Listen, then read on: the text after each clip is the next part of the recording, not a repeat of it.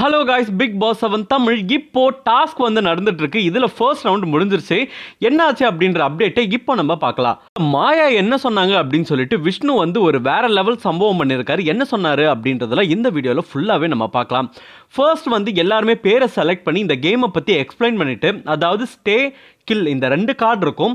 உங்களுக்கு எந்த கார்டை காட்டணும்னு நினைக்கிறதோ, ஸ்டேன்னு ஆப்போசிட்டில் இருக்கிறவங்களுக்கு காட்டணும்னு நினச்சாலும் சரி, கில்லுன்னு காட்டினாலும் சரி, அது உங்கள் இஷ்டம். இல்லை ரெண்டு பேருமே ஸ்டே காட்டினாலும் ரெண்டு பேருமே ஸ்டே ஆகலாம், இல்லை ரெண்டு பேருமே கில் பண்ணாலும் ரெண்டு பேருமே கில் ஆகலாம் அப்படின்ற மாதிரி தான் வந்து இந்த கேம் இருந்துச்சு. ஸோ கேம் ஸ்டார்ட் ஆச்சு. குளிக்க வச்சு நேம்லாம் எடுத்தாங்க. ஃபர்ஸ்ட் யார் போனா அப்படின்னா பூர்ணிமாவும் ரவினாவும் போனாங்க. பூர்ணிமாவும் ரவினாவும் பெரிய கான்வர்சேஷன்லாம் இல்லை. பூர்ணிமா வந்து சொன்னாங்க, இந்த மாதிரி நான் எல்லா பொண்ணுங்களுக்கும் ஒரு எக்ஸாம்பிளாக இருக்கணும் அப்படின்றதுக்காக தான் நான் இங்கே வந்திருக்கிறேன். அதனால ப்ளீஸ் நான் வந்து இன்னும் போகணும்னு நான் நினைக்கிறேன் அப்படின்ற மாதிரி சொன்னாங்க. அவங்க ஸ்டார்டிங்லேயே கிளியர் ஆகிட்டாங்க. ரவினா, இல்லை நீங்கள் ஆல்ரெடி எல்லாத்தையுமே பண்ணிட்டீங்க, இதுக்கு மேலே நீங்கள் ப்ரூவ் பண்ணணும்னு எந்த ஒரு அவசியமுமே கிடையாது. நீங்கள் வந்து இங்கே இருந்து இந்த டிக்கெட் டு தி ஃபினாலே ஜெயிச்சு தான் போகணுன்ற அவசியமும் கிடையாது.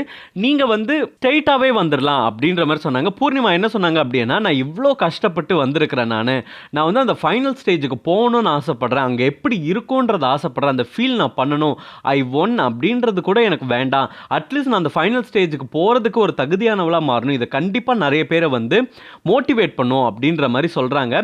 பட் அதெல்லாம் போயிட்டே இருந்துச்சு கான்வர்சேஷன். ரெண்டு பேரும் பேசினாங்க, பட் ரொம்ப பேசலை. ஒரு முடிவுக்கு வந்துட்டாங்க. ரவினா ஆஃப்டர் ஸ்டேவா கில்லா அப்படின்ற மாதிரி பிக் பாஸ் கேட்டார். ரவினா உடனே கில் காமிச்சிட்டாங்க, ஸ்டே காமிச்சிட்டாங்க பூர்ணிமா. ஸோ வந்து இதில் வந்து ரவினா ஜெயிச்சிட்டாங்க. ஸோ அதுக்கு அடுத்தது ஒரு பேர் வந்துச்சு. யார் வந்தா அப்படின்னா விஷ்ணு மணி ரெண்டு பேரும் வந்தாங்க. விஷ்ணு மணி என்ன பேசிக்கிட்டாங்கன்னா, விஷ்ணு வந்து ரொம்ப நல்லவன் மாதிரி பேசினா. என்ன பேசினானா, ஆக்சுவலி வந்து இந்த மாதிரி நான் ஏன் இருக்கணும்னு நினைக்கிறேன் அப்படின்னா, நான் எவ்வளோ கஷ்டப்பட்டிருக்கேன், நான் எல்லாருக்காகவும் குரல் கொடுத்துருக்கேன், நான் எவ்வளோ பிரச்சனைகள், இது வந்து மற்றவங்களோட சண்டை நான் நின்னதே கிடையாது, நான் எல்லாருக்காகவும் குரல் கொடுத்துருக்கேன், நான் எல்லாருக்காகவும் நின்று இருக்கேன், சண்டை போட்டிருக்கேன், அவங்களுக்காக நான் நியாயம் பக்கம் தான் எப்பவுமே நின்று இருக்கேன்னு சொல்லிட்டு ரொம்ப நியாயத்தை மாதிரி பேசினா. ஒரே ஒரு கேள்வி தான் கேட்டாரு. மணி என்ன கேட்டார் அப்படின்னா, நீ இதுக்கும் அதுக்கும் தாவிட்டு இருந்தியே, நீ ஏன் தாவன, இந்த பக்கம் ஏன் போன, அந்த பக்கம் ஏன் போன, ஏன் இப்படியே மாறி மாறி போயிட்டு இருந்த அப்படின்னும் போது ஒண்ணுமே பேச முடியல விஷ்ணுவால. விஷ்ணு என்ன சொன்னார் அப்படின்னா, நான் போய் அனலைஸ் பண்ண மாயா பூர்ணிமா வந்து எப்படிப்பட்ட ஒரு கேம் விளையாடினாங்க அப்படின்னு சொல்லி அனலைஸ் தான் பண்ணனே தவிர நான் வேற எதுவும் பண்ணல அப்படின்னாங்க.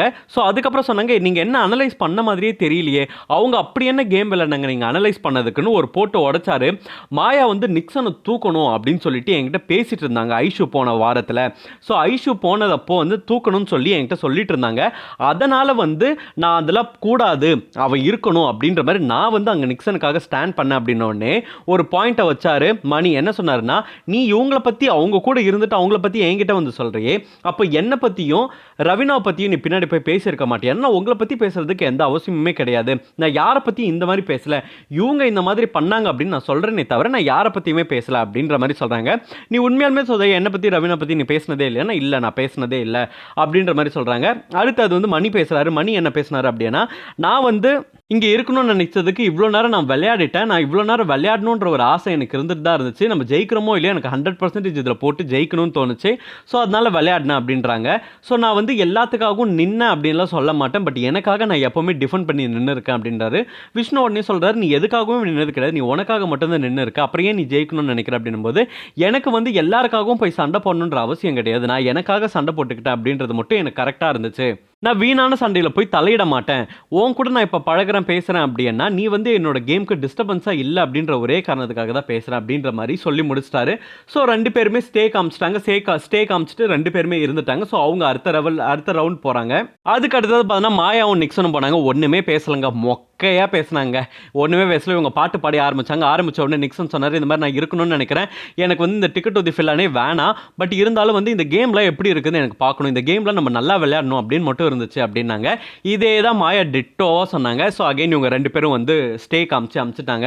அடுத்தது தான் வந்து ரெண்டு சிங்கங்கள் வந்துச்சு. யார் யார் அப்படின்னு பார்த்தீங்கன்னா, தினேஷும் விசித்ராவும் வந்தாங்க. தினேஷும் விசித்ராவும் வந்து பேச ஆரம்பிச்சாங்க. ஃபயரில் போச்சு, எல்லாமே மொக்கையாக பேசினாங்க.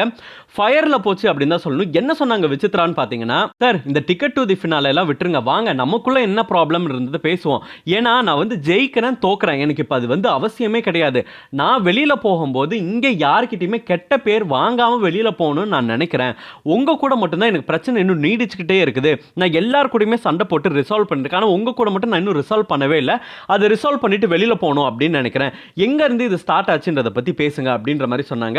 அவர் சொன்னார், என்னோட கேப்டன்சியில் நீங்கள் வெளியில் போனீங்க, உங்களை மாதிரி ஒரு சீனியர் பர்சனை ஹேண்டில் பண்ணுறது எனக்கு ரொம்ப கஷ்டமாக இருந்துச்சு அப்படின்னீங்க. சார் நீங்கள் சொல்கிறதெல்லாம் கரெக்டாக நான் ஒத்துக்கிறேன்.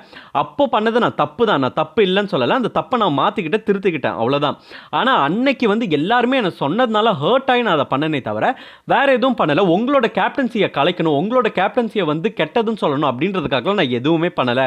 ஆனால் நீங்கள் என்ன வந்து சொன்னீங்க, இந்த மாதிரி வந்து நீங்கள் சும்மா வந்து ஸ்கோர் பண்ணுறீங்க, நீங்கள் சீன் போடுறீங்க அப்படின்ற மாதிரிலாம் சொன்னீங்க. நீங்கள் ஏன் அந்த மாதிரிலாம் சொன்னீங்க? எனக்கு அதெல்லாம் தான் பயங்கர ஹர்ட் ஆச்சு. ஒரு விஷயம் ரெண்டு விஷயம் கிடையாது. என்ன நீங்கள் இப்படியே தான் ப்ரொஜெக்ட் பண்ணிட்டு இருக்கீங்க. நீங்கள் இப்படியே ப்ரொஜெக்ட் பண்ண வெளியில் இருக்க மக்கள்லாம் என்ன நினைப்பாங்க? அப்போ ஒருத்தர் கூட இருக்கிறவர் சொல்லிட்டே இருக்கிறாரு அப்படின்னா அப்போ அவங்க அப்படிதானே இருக்காங்கன்னு நினைப்பாங்க. ஸோ எனக்கு எதுக்கு இந்த கெட்ட பேர் அப்படின்ற மாதிரி பாயிண்டாக வைக்கிறாங்க. தினேஷால பதில் சொல்லவே முடியல அப்படின்னு தான் சொல்லணும். அவர் லிட்ரலி வந்து திணற ஆரம்பிச்சிட்டாரு. இந்த அம்மா கிட்ட என்னடா பேசுறதுன்ற மாதிரி திணற ஆரம்பிச்சிட்டாரு. அவங்க நம்ம பஞ்சாயத்தை முடிச்சுட்டு போவோம் அப்படின்ற மாதிரி உக்காந்துட்டாங்க. தினேஷும் எவ்வளோ பேசி பார்க்குறாரு. உங்கள் மேலே எனக்கு எந்த ஒரு பர்சனல் கிரட்ஜுமே கிடையாது. நான் வந்து அந்த கேம் அன்னைக்கு நான் கேப்டன்சியில் நல்லா பண்ணணும் அப்படின்ற ஒரே காரணத்துக்காக மட்டும்தான் நான் பண்ணேன். சார் நீங்கள் பண்ணிக்கோங்க, பண்ண ஆனால் ஏன் என்னை வந்து ட்ராமா பண்ணுறேன்னு சொல்கிறீங்க? நான் ஏன் வந்து ஒரு சீன் கிரியேட் பண்ணி அந்த சீனை ரிசால்வ் பண்ணி அதுலேருந்து நான் ஒரு கேம் விளையாடணும்னு நான் ஏன் யோசிக்க போகிறேன்? ஏன் என்னை பற்றி இப்படி ஒரு தப்பான அபிப்பிராயமே வச்சுட்டு இருக்கீங்கன்ற மாதிரி தினேஷ் கேள்வி கேட்டு கொண்டுட்டாங்கன்னு தான் சொல்லணும். ஆனால் தினேஷ்க்கு என்ன பதில் சொல்கிறதுன்னு தெரியல. பட் அவர் ஓரளவுக்கு வந்து மேம் உங்கள் மேலே எனக்கு எந்த ஒரு பர்சனல் கிரட்ஜும் இல்லை அப்படி இப்படின்னு என்னென்னவோ சொல்கிறாரு. பட் ஆனால் அதில் ஏதோ இது பண்ணுற மாதிரி இல்லை. பட் ஆனால் விசித்ரா ஃபயர் மோடில் இருந்தாங்க. அவங்க கொஞ்சம் கன்வின்ஸ் ஆன மாதிரி தான் இருந்தாங்க. இவரும் கன்வின்ஸ் ஆன மாதிரி தான் இருந்தது. இவர் ஒன்று தான் சொன்னார், நீங்கள் எனக்கு ஸ்டே கொடுத்தாலும் சரி கொடுக்கலாலும் சரி மேடம், நான் கொடுத்தாலும் சரி கொடுக்கலாம், இல்லை ரெண்டு பேருமே உள்ளே போகிறேன் இல்லை வெளியில் போகிறேன், எனக்கு அதை பற்றி பிரச்சனையே கிடையாது. இந்த கேமை நான் விளையாடணும்னு வந்தேன், அவ்வளோதான். அதை தாண்டி எனக்கு எதுவுமே கிடையாது. நீங்கள் என்ன கொடுத்தாலும் நான் அக்செப்ட் பண்ணிக்கிறேன் மேடம் அப்படின்னு இவர் சொல்லிட்டாரு. ஸோ அதுக்கப்புறம் பஸ்ஸர் அடித்த உடனே ஓகே நீங்கள் காட்டுங்க உங்கள் கார்டுன்னு ரெண்டு பேருமே ஸ்டே கார்டு காமிச்சிட்டாங்க. ஷாக்கிங் ஆயிடுச்சு.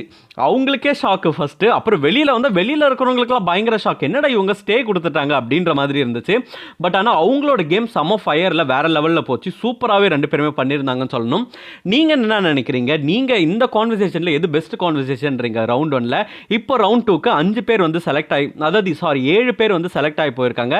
யார் யாருன்னு பார்த்தீங்கன்னா விஷ்ணு, மணி, ரவீனா, விசித்ரா, தினேஷ், மாயா, நிக்சன். இவங்க 7 பேர் தான் இப்போ அடுத்த ரவுண்டுக்கு போகிறாங்க. யார் யார் எப்படி விளையாட போகிறாங்கன்றதில் வெயிட் பண்ணி பார்க்கலாம். இந்த மாதிரி பிக் பாஸ் அப்டேட் தெரிஞ்சுக்கணும் ஸ்க்ரீன் டாக்கி சேனலுக்கு சப்ஸ்கிரைப் பண்ணுங்கள்.